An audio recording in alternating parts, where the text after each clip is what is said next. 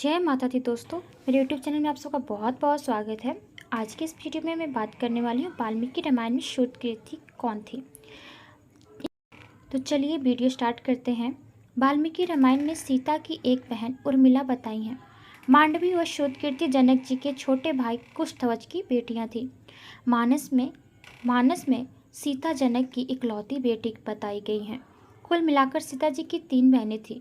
उनके भाई का नाम मंगलदेव है, जो धरती माता के पुत्र हैं।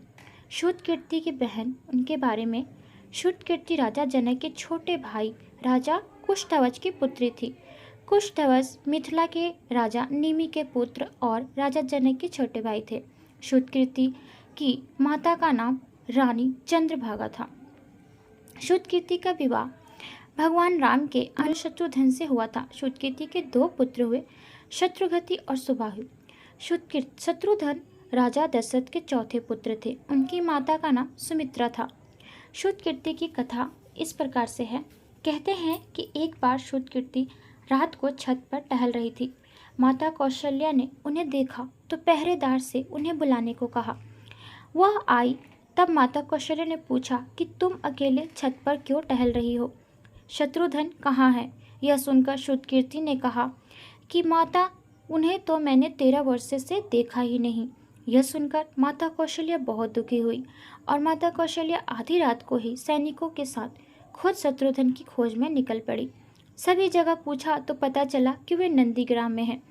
नंदीग्राम में भरत जी कुटिया बनाकर वहीं से राजकाज का कार्य देखते थे। माता कौशल्या वहां पहुंची तो उन्होंने देखा कि जहां भरत कुटिया बनाकर तपस्वी वेश में रहते हैं, वह उसी कुटिया के बाहर एक पत्थर की शिला पर अपनी बाह का तकिया बनाकर शत्रुघ्न सोए थे। माता ने जब इनको इस तरह सोए हुए देखा तो उनका हृदय कांप उठा। शत्रुघ्न ने जैसे ही माँ की आवाज़ सुनी तो उठ खड़े हुए और माता को प्रणाम करके बोले, माता, आपने यहाँ आने का कष्ट क्यों किया? मुझे ही बुला लिया होता। माता ने बड़े प्यार से जवाब दिया, क्यों? एक माँ अपने बेटे से मिलने नहीं आ सकती? मैं भी आज अपने बेटे से ही मिलने आई हूँ, लेकिन तुम इस हालत में यहाँ क्यों सोए हो?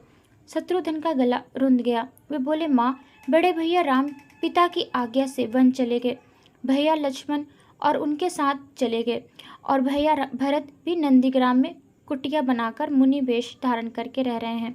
क्या ये राजमहल राजसी ठाट बाट सब विधाता ने मेरे लिए ही बनाए हैं?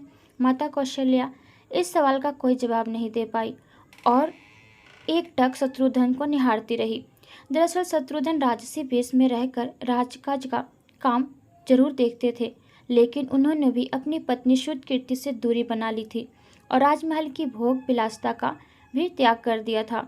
बाद में शत्रुघ्न को मथुरा का राजा बनाकर शूद्रकीर्ति के साथ वहां रहने की आज्ञा दी गई।